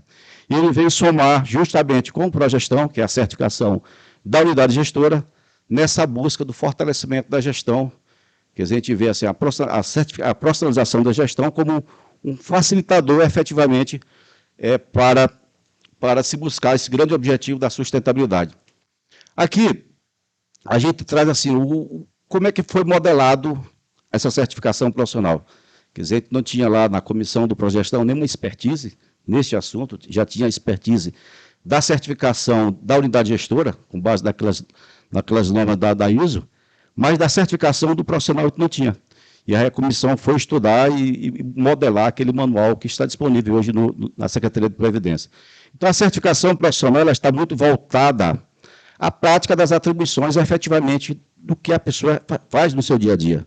O que é dirigente com as suas atribuições, o que o Conselho Deliberativo faz, o que o Conselho Fiscal faz, o que o Comitê faz, e a partir daí são modelados qual o conhecimento mínimo que ele precisa, e foi assim que foi feito. Então, primeiro se definiu as atribuições do dirigente e dos conselheiros, quais são os conhecimentos essenciais, porque eles estão ali no âmbito do ente federativo, então ele tem que ter um conhecimento básico do ente federativo, do RPPS como um todo, e aqueles conhecimentos específicos voltados ao exercício das suas atividades. E com base nisso foi definido o conteúdo programático, o número de questões, conforme a relevância de cada um desses assuntos no exercício das suas atribuições. E a certificação veio com esse objetivo, de atestar efetivamente aquele profissional que tem o certificado, que efetivamente ele tem as competências necessárias para exercer bem as suas atribuições, seja de dirigente, seja de conselheiro. E aí, como temos complexidades diferentes na gestão desses regimes, uma coisa é uma gestão de um pequeno RPPS, outra coisa é de um RPPS de porte especial, do Estado, de uma capital, ou um RPPS de grande porte. Então, são conteúdos distintos, com aproveitamento distinto, meio de questões distintas, de acordo com a necessidade do exercício de cada uma dessas competências. Então, assim, a certificação ela veio com essa missão de ser um facilitador, efetivamente, do cumprimento da missão institucional do RPPS, que é pagar os benefícios previdenciários e de ser um instrumento auxiliar na busca dessa sustentabilidade. Então, como profissionais qualificados para o desempenho de suas atribuições. E aí todos, temos profissionais qualificados exercendo bem as suas funções, todos ganham com esse processo. Ganha o profissional, que vai ganhar valorização, vai ganhar motivação, vai ser condição de ser nomeado, ser reconduzido, vai permitir a ele o aperfeiçoamento contínuo, porque a certificação ela tem uma validade de 4 anos, a cada 4 anos ele tem que renovar, ou fazer novas provas, ou participando de um programa de qualificação continuada, e com isso diminui a rotatividade na gestão desses regimes, quer dizer, tem-se unidades gestoras, órgãos de governança, já bem sabendo de suas atribuições, conhecimento de suas atribuições e com capacitação, e aí, quando muda o comando político do município, muda tudo, e aí não se vem essa perenidade da gestão que fica prejudicada.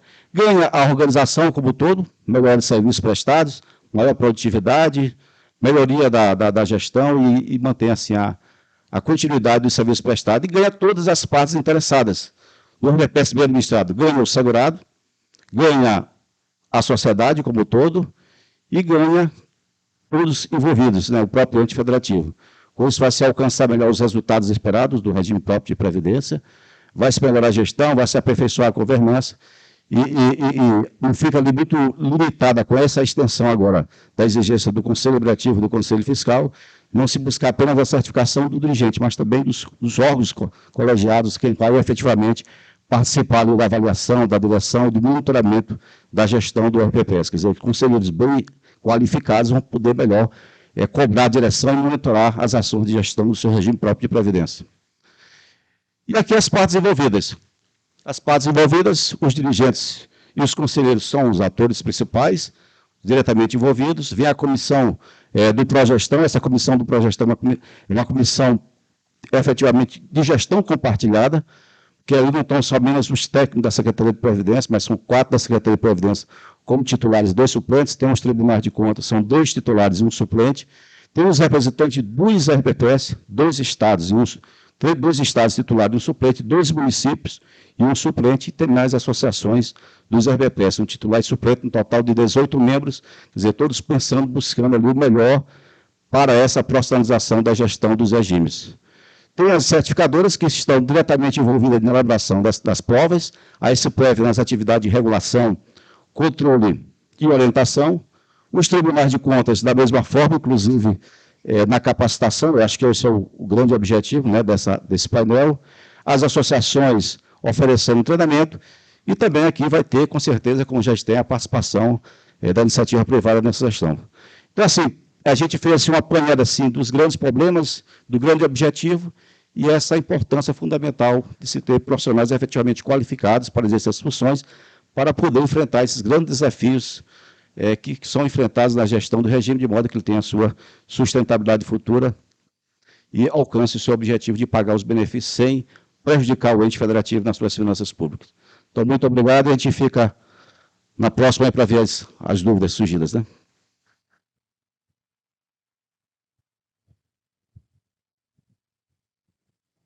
Boa tarde a todos.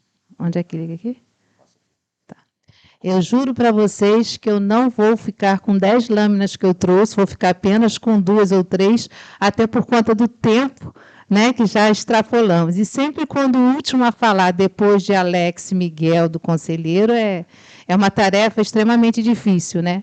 Eu me chamo Luciane Raba, eu sou presidente do Instituto de Angra dos Reis, o Angra Prev, e também estou como presidente da IPREMERG, que congrega todos os institutos de previdência do Estado do Rio de Janeiro. Eu estou vendo muitos colegas aqui, presidente do Instituto, isso é um prazer. Levanta a mão quem são os presidentes aqui, para dar uma noção. Está vendo? Está vendo, Alex?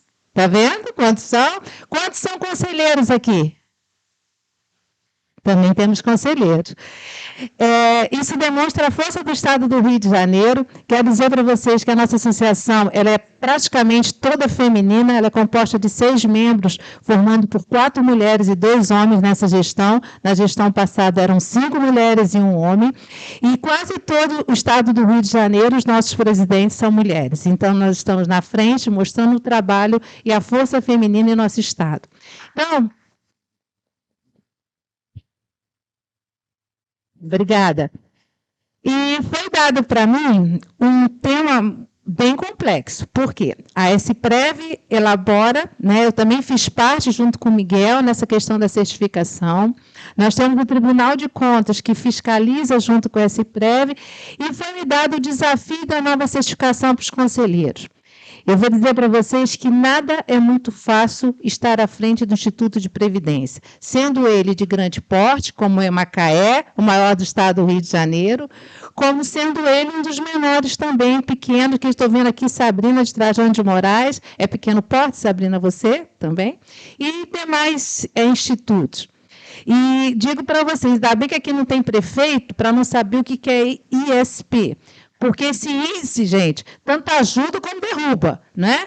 Porque se o prefeito sabe que você está entre 36 no estado do Rio, 36 institutos que estão com nota abaixo, estão com QD, D. Você imagina, no outro dia o prefeito chama na sala, não é assim? Pergunta por que você está com isso? A verdade é essa. Ainda bem que o Rio de Janeiro não tem ninguém com A. É de B e C. Então, é bom que não tem representante do prefeito aqui para nós não sermos exonerados no outro dia lá. Mas vamos lá, pessoal. Esse é do meio? É o do meio? Tá bom, obrigada. Bem, eu vim falar aqui quem são esses conselheiros que hoje fazem parte, que tem que fazer essa nova certificação. Eu concordo plenamente quando a gente começa a exigir um pouco mais das pessoas que estão à frente do Instituto de Previdência. Quando se exige nele o nível superior, quando se exige nele que ele tenha uma certificação, quando se tem várias outras coisas. E aí, Miguel, a gente fala muito disso assim, por que para o Instituto de Previdência se exige tanto e não se exige para os outros segmentos ou para as outras secretarias? Eu mesmo trabalhei muito tempo na minha vida na Secretaria de Educação de Angra. Realmente não tinha essas qualificações, né, essas exigências. Mas eu entendo também que quanto mais a gente exige, mais a gente qualifica. Mas tem um grande problema nisso aí. Quem são essas pessoas que vão estar à frente desse instituto ou sendo predisposta a fazer essa nova certificação para estar levando toda a responsabilidade do Instituto de Previdência? Aí nós temos, eu quis botar as pessoas que representam os conselheiros dentro de uma pirâmide. E aí a gente começa com os primeiros lá da pirâmide, que são os aposentados, que são para eles que o Instituto de Previdência existe, né? É para eles que a gente contribui a nossa vida laboral para gozar lá. E, gente, como é difícil buscar a categoria dos aposentados. Se algum instituto aqui tiver, de alguma forma, depois me chama, porque eu quero saber, de levar esse representante para fazer parte do conselho.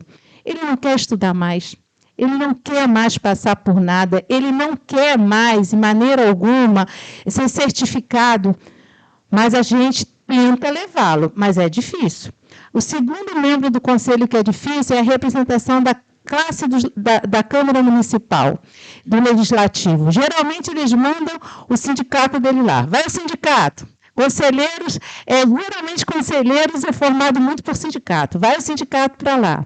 O terceiro é o representante de classe, que aí entra realmente o sindicato dos servidores, que esse quase detona com a vida da gente. Se a gente não chama com ele antes para poder conversar, para falar que vai fazer de uma reforma da Previdência, o que vai empréstimo consignado, o que vai qualquer outra ação que a gente tem que fazer mediante a exigência, não anda.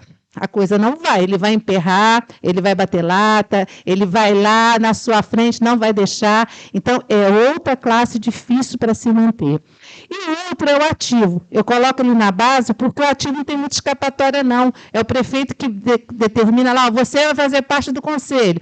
A pessoa não sabe nem quais são as suas atribuições dentro do conselho, nem o que ela vai fazer dentro do conselho, mas ela vai para lá. Então, essa pirâmide eu coloco porque são representantes que a gente precisa fomentar. A política previdenciária ela precisa ser falada um pouco mais, não só no âmbito onde a gente trabalha, quando a gente está inserida, mas fora disso. Então, é preciso que ainda na ativa se fale mais da Previdência.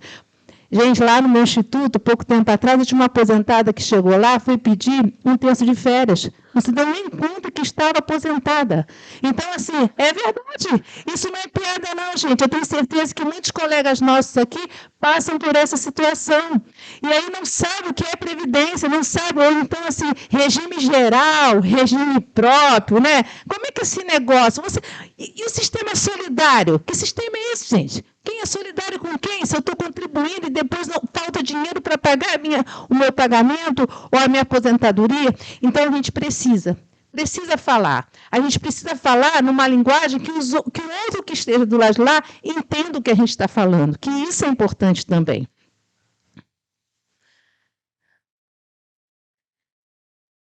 Só para exemplificar, como que é importante a estrutura de um conselho? Pelo menos, eu penso que a maioria dos institutos estão nessa hierarquia, viu, Miguel? Vê se está errado ou não, mas estão nessa hierarquia.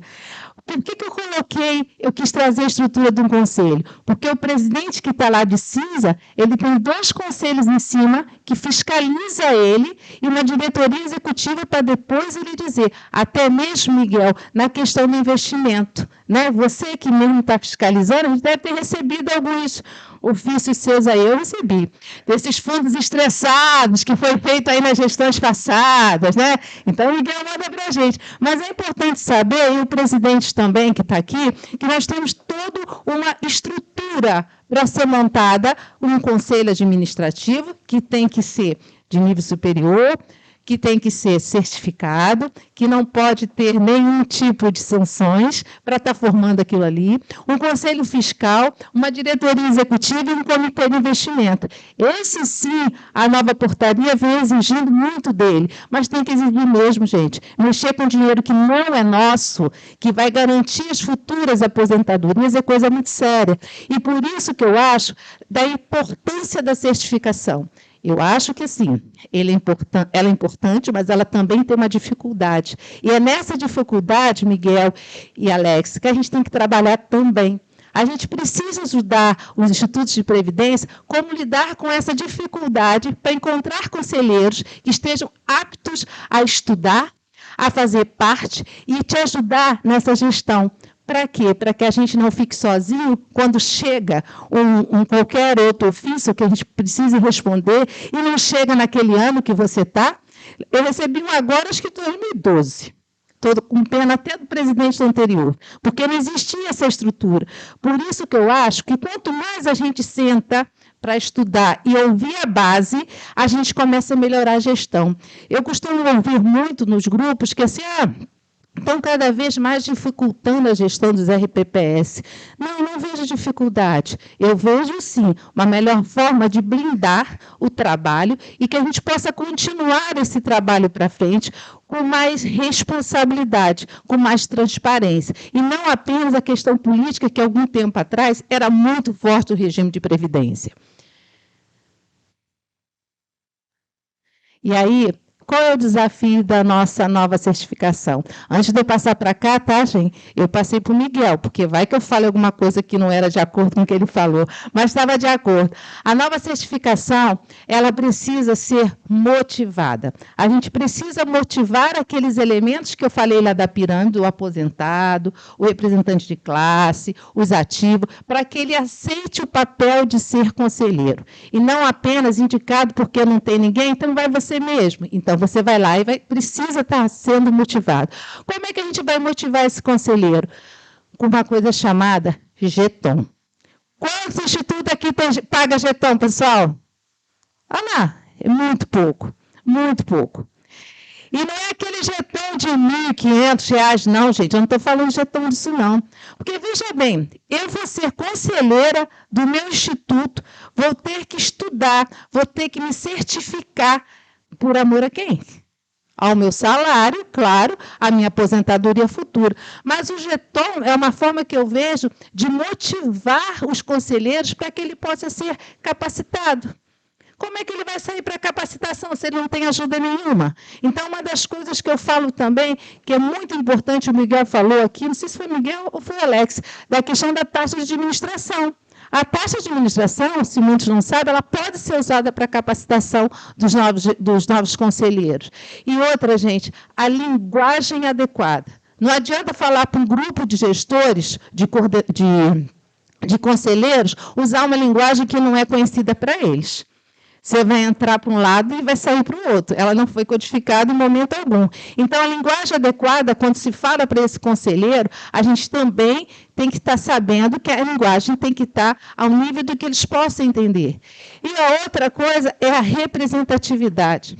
Eu tenho municípios aqui no Rio de Janeiro, nada contra ao critério que foi usado, mas a gente tem aqui institutos de previdência em que quem trabalha com a gestão de investimento é o coveiro, é o motorista do prefeito.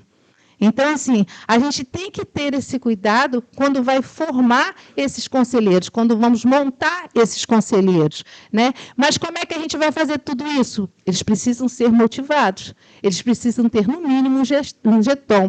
Aí que eu falo, está na hora da gente também sentar e rever, já foi revisto várias vezes, a taxa de administração, que muitas das vezes ele não traz para cá, ou ele não capacita, não é porque ele não quer, é porque a taxa não permite que ele venha.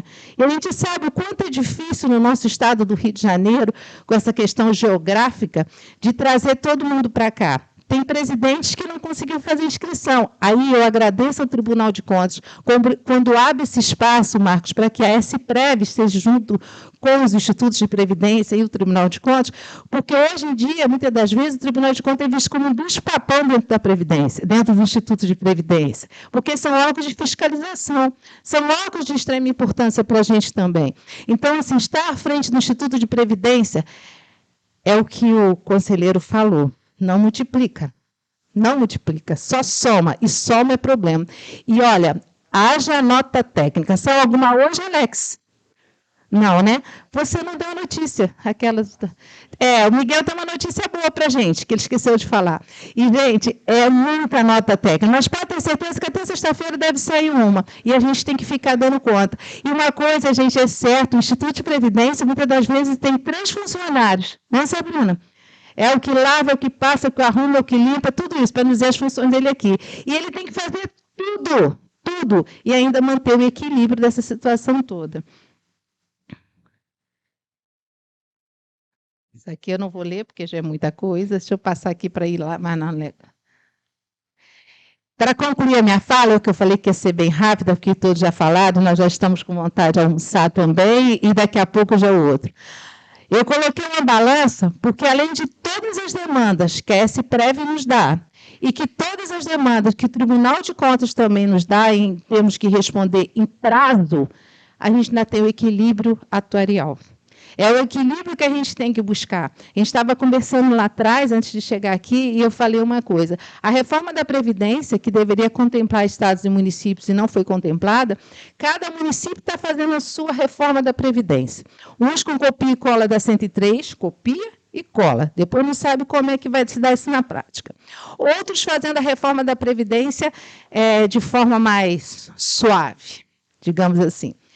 Mas toda reforma ela tem que ter um retorno positivo. E, para mim, o retorno positivo, pelo menos do meu instituto, que eu fiz a reforma no final do ano passado, comecei a aplicar em janeiro desse ano, foi o equilíbrio. Eu consegui, com a reforma da Previdência, tornar o instituto superavitário. Mas isso, é lógico, é a reforma em todas as outras estruturas que a gente vem fazendo. Então, toda reforma ela precisa ter o equilíbrio, dar o equilíbrio atuarial, não só a reforma, como todas as outras ações que o Instituto de Previdência vem fazendo.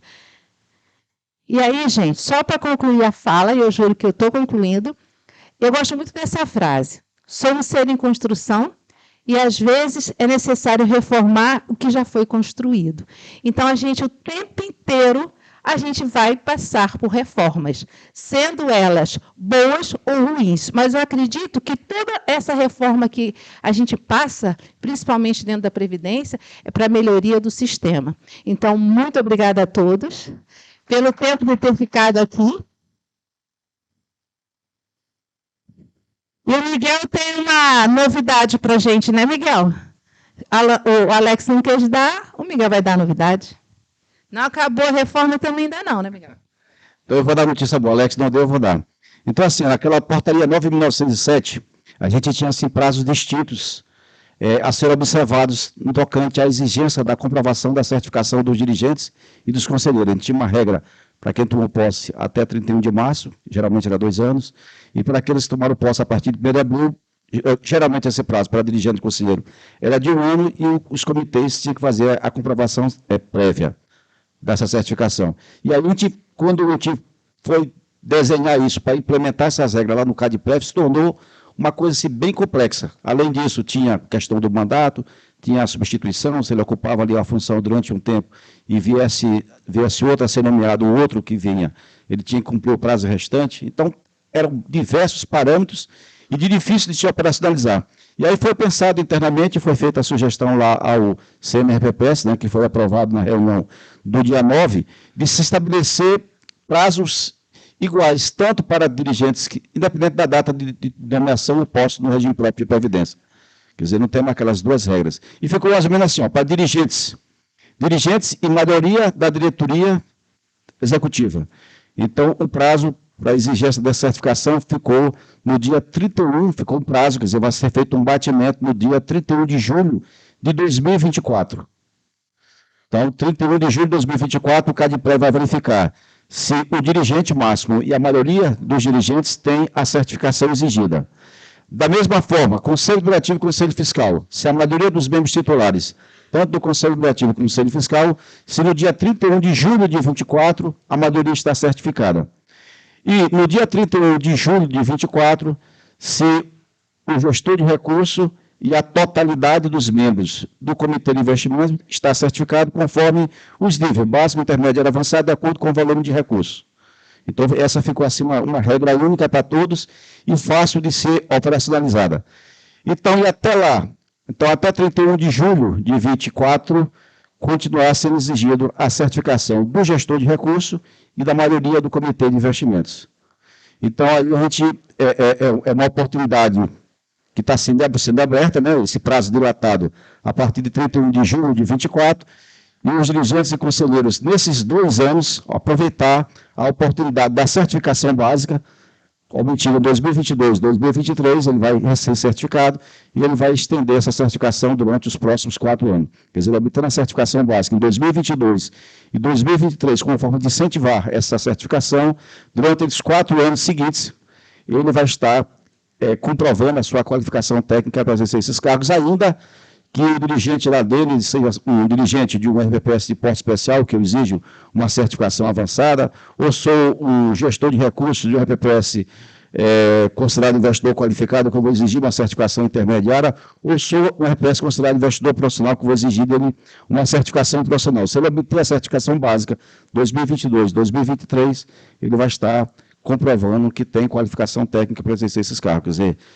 deu-se um prazo mais dilatado, a partir de 31 de julho de 2024, para começar a exigência da certificação dos dirigentes, Conselho Deliberativo e Conselho Fiscal.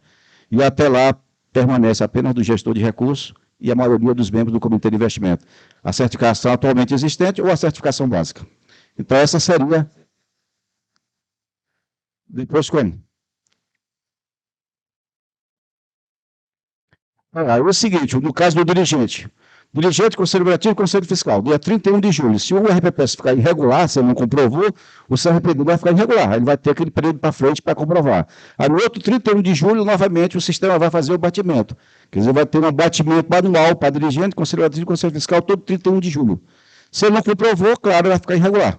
E aí ele vai ter que depois juntar que comprovou, ele encaminhou lá para a Secretaria de Previdência, o certificado. Na verdade, nem vai emitir, porque o próprio sistema já vai fazer o batimento automático. A gente vai informar no DAI, a princípio será o DAI, ele vai informar que tem a certificação, e o próprio CADPREV vai lá no banco de dados da entidade certificadora e verifica se de fato ele está certificado.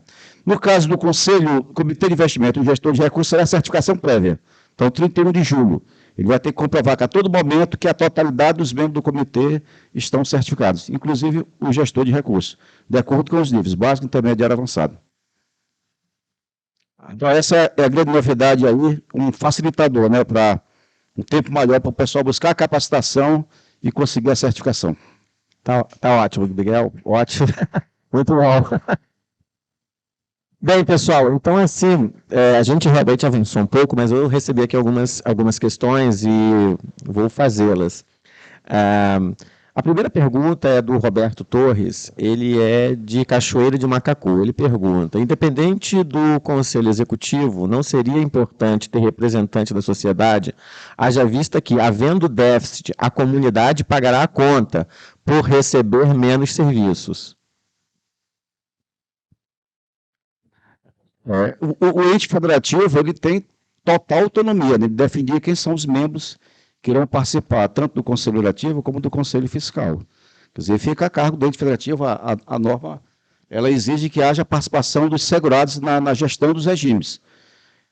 Mas aí o ente federativo ele pode ter essa autonomia de definir, dentro da própria lei, que se vai ter representante da sociedade, representante do Poder Executivo, representante também dos servidores ativos, dos aposentados e dos pensionistas.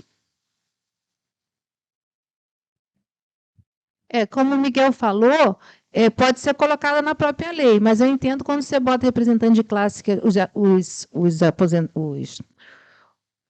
o sindicato, ele acaba levando já uma categoria grande, né? Uma outra perguntinha aqui, essa foi direcionada ao Alex. É o André Luiz, do TCE de Minas Gerais. Ele fala, Alex, boa tarde. Lei de determinado ente que cria o RPPS foi aprovada em outubro de 2019. Porém, tal norma trouxe um artigo que condiciona a eficácia da lei mediante o atendimento de alguns pontos que, no caso em comento, foram atendidos recentemente, logo após a emenda constitucional 103/19. Tendo em vista esse caso, a SPREV entende que a data de instituição do referido RPPS é a data da lei ou a data que o ente cumpriu o último requisito previsto na norma. Que deu Sarquis para responder. Que deu, André? Oi? Ah, André, beleza. Nossa, qual que foi esse, hein? Esse é Machado ou não, né? Ah, é? Tá. Vamos, na verdade, então, ele pode ter instituído, né, assim, não está vedada a instituição, porque a lei dele foi antes da emenda 103. Mas tem que refletir sobre essa questão da vigência do regime próprio. É por isso que Machado só teve contribuições lá em 2021, né? Sei lá, me esqueci aqui de cabeça. Tá, mas não vou poder responder assim de pronto, mas vou analisar essa questão, então. que eu acho que a data de início da vigência dele do regime próprio no CADPREV está a data da lei. Tá ok. Vou levar essa questão para lá para a CGNAU. Tudo bem. André? Ok, obrigadão, Alex. Vamos lá, tem mais 3 aí, vamos que vamos. O Edson Costa, do Meriti Prev, ele pergunta, no Estatuto dos Servidores do ente, que foi instituído em 82, havia previsão de conceder a pensão. Por isso, o CADPREV cadastrou a vigência do RPPS nesta data, e não em 2003. Quando foi aprovada a lei de criação, como fica a compensação neste caso? É assim, a gente tem o entendimento interno que para se criar o regime próprio tem que garantir os 12 benefícios obrigatórios, aposentadoria e pensão por morte. Então, assim, se a primeira lei ele garantiu a aposentadoria, a gente considera a data da instituição a partir do segundo benefício. Então, no caso, esse último benefício foi pensão a partir dessa última data, quando ele teve os dois benefícios obrigatórios, vai ser essa data que será cadastrada no CADPREV. Assim, como regra geral, esse é a sistemática interna na hora de fazer o registro de início de regime lá da CGNAU. Ok, Miguel. Bem, o Nilmar, do IBAS, que é o Instituto de Previdência de Saquarema, ele pergunta, com relação à taxa de administração, podemos permanecer com a legislação anterior de 2% ou temos que alterar para a atual, 2,30%? Município porte médio para Alex.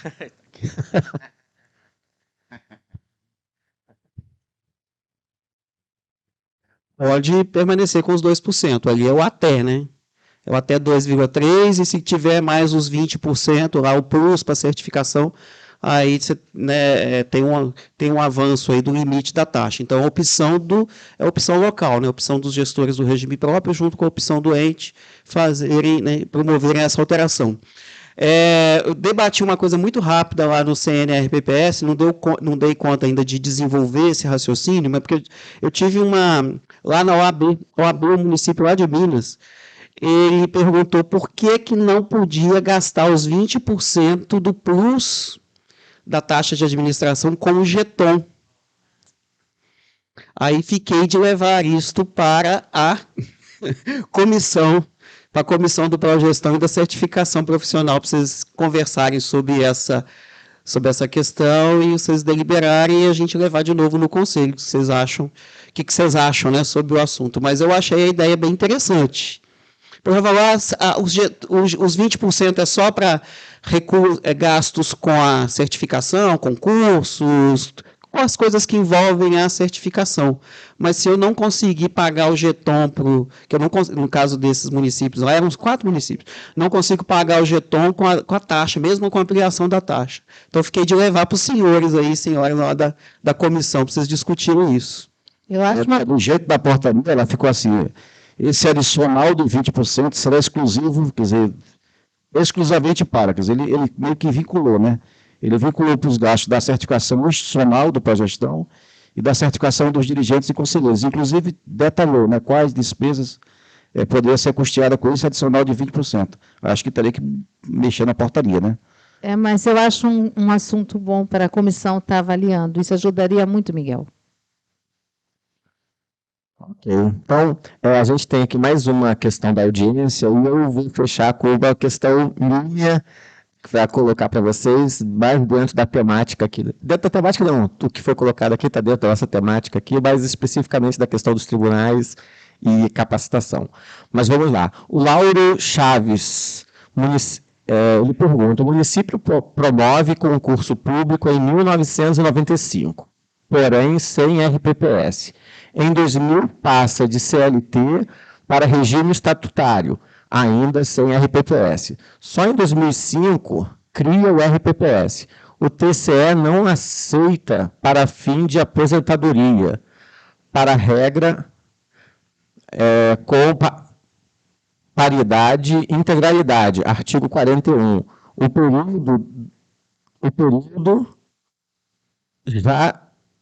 O período já efetivo e ainda sem RPPS. Eu não entendi bem aqui o finalzinho. É isso aqui. Se você quiser olhar aqui. Se você consegue. Aqui.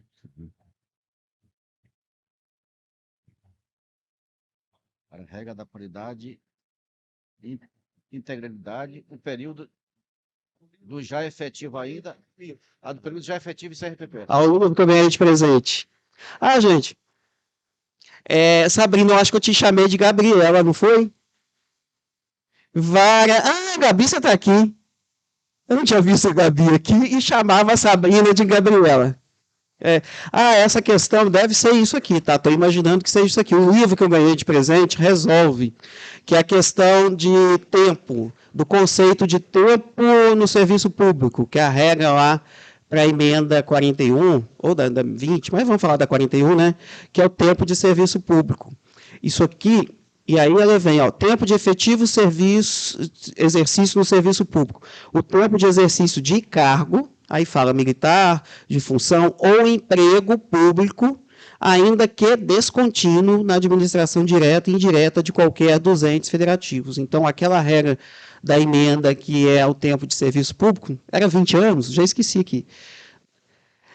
Você considera o tempo realmente de serviço público, ou seja, cargo, função, se era militar, e mesmo que descontínuo, que foi uma questão lá que a gente ficou discutindo outro dia, tinha uns regimes próprios entendendo que se tivesse descontinuidade, se a pessoa tivesse saído de um ente e demorado, passado uns dias para entrar no outro ente, ela teria perdido a regra da reforma. Então, é tempo de serviço público, inclui cargo, emprego, função, militar, inclui tudo, e mesmo que descontínuo. Acho que é isso, acho que isso aqui resolve. Está lá no artigo das definições, do meu presente de aniversário. Ok, obrigado, Alex. E para finalizar aqui, para a gente ir almoçar, a ideia desse painel, quando a gente propôs a gente convidou o Miguel e a Luciana para que eles tragam um ponto de vista deles sobre essa necessidade de capacitação. Eu acho que o Miguel colocou isso de forma muito clara. Gerenciar um RPPS exige uma qualificação, exige que você conheça da temática. Por outro lado, a Luciane também trouxe a visão de quem está lá na ponta e precisa implementar essas coisas com todas as dificuldades que, de fato, elas existem. E a gente percebe que é mais um ingrediente, na verdade, o pró-gestão e mais essa necessidade de qualificação, são mais 2 ingredientes desses que o Sarkis colocou para você tentar resolver um problema que é complexo. E aí, para a gente encerrar, eu vou colocar uma pergunta para ambos.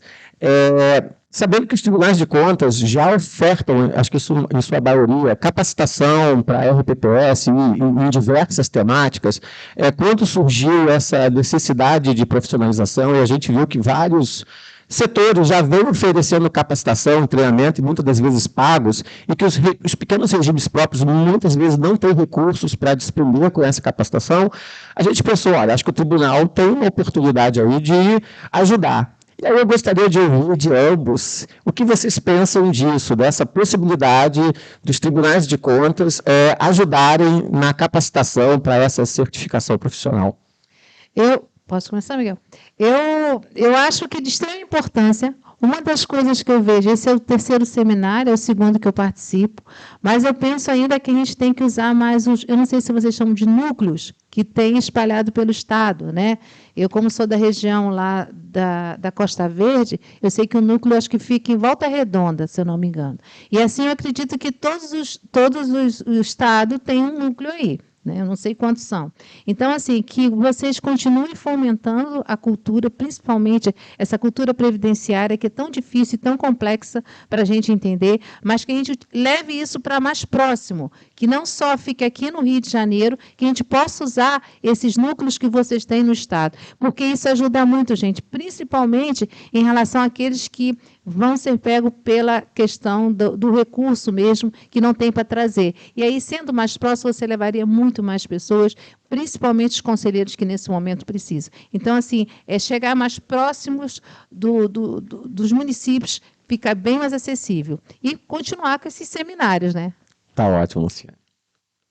Assim, para a gente implementar efetivamente a certificação dos dirigentes e conselheiros, talvez a grande dificuldade é treinamento. É dar treinamento aos dirigentes, dar treinamento aos conselheiros, de modo que ele tenha esse facilitador, possam se capacitar para realizar as provas e obter a certificação propriamente dita, né, que é o objetivo, e com isso melhorar a qualificação técnica. É assim, os tribunais de contas têm toda uma estrutura, toda uma expertise já com treinamento, com capacitação, tem corpo técnico de excelência, né, tem a possibilidade de fazer parceria com outros tribunais, pegando ali o que tem mais conhecimento, mais expertise de determinados assuntos. E tem, vocês, como a Luciana falou, vocês têm, além da Escola de Contas aqui, vocês têm os escritórios, né, nos estados, estão mais próximos dos regimes próprios de previdência. Eu acho que tem total capacidade e está na veia, né, dos tribunais de contas, né, além de capacitação, treinamento, porque e todos ganham com isso. Ganha o servidor, que vai estar qualificado e vai receber melhor suas atribuições, vai obter a certificação, ganha o regime próprio de previdência, que ele vai ser melhor gerido, e ganha os órgãos de controle, de regulação, a Secretaria de Previdência, o Tribunal de Contas, que eles vão receber aí prestações de contas melhor preparadas, de acordo com os requisitos legais, processo de aposentadoria e pensão, de acordo com o checklist, e com isso vocês vão ganhar, com certeza, mais qualidade do trabalho, evitar retrabalho, ganhar produtividade. Eu acho que tem tudo a ver. A SPREV, a gente tem uma limitação gigantesca, a gente só tem sede em Brasília. Então, 2.153 espalhados por 27 unidades da federação. Então, a gente, e com efetivo bem reduzido, com estrutura muito reduzida, quer dizer, fica quase que impossível a SPREV se colocar, né, nesse papel de dar treinamento para a certificação. O que a gente vai fazer vai ser aquele trabalho da comissão do Progestão, com a participação de todos, que é entregar uma apostila, que inclusive já tem um grupo de trabalho, está bem adiantado, e pretende, assim, o mais breve possível, mês de setembro e outubro, disponibilizar essa apostila no nível básico, vai ficar disponível no site da Secretaria de Previdência, a gente vai disponibilizar também para todos os parceiros aí, o nível básico para dirigentes, para deliberativo, Conselho Fiscal e Comitê de Investimento, como uma forma de auxiliar, né, nesse treinamento. Mas eu acho que o tribunal, com a estrutura que tem, com o corpo técnico que tem, com a expertise da Escola de Contas, eu acho que tem tudo a ver, né? Tem que estar na veia do tribunal e ajuda a todos, né? Tá ótimo, Miguel. Obrigadão, pessoal. Eu acho que, não sei se o cerimonial vai encerrar, mas eu acho que por hora já está ótimo. Então a gente retorna tarde.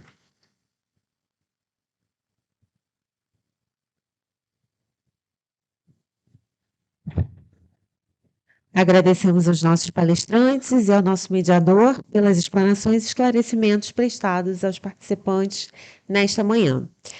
Está encerrada a primeira parte do nosso encontro. Faremos agora uma pausa para o almoço e retornaremos às 13h30. Informamos que o restaurante... 13h30 não, desculpa.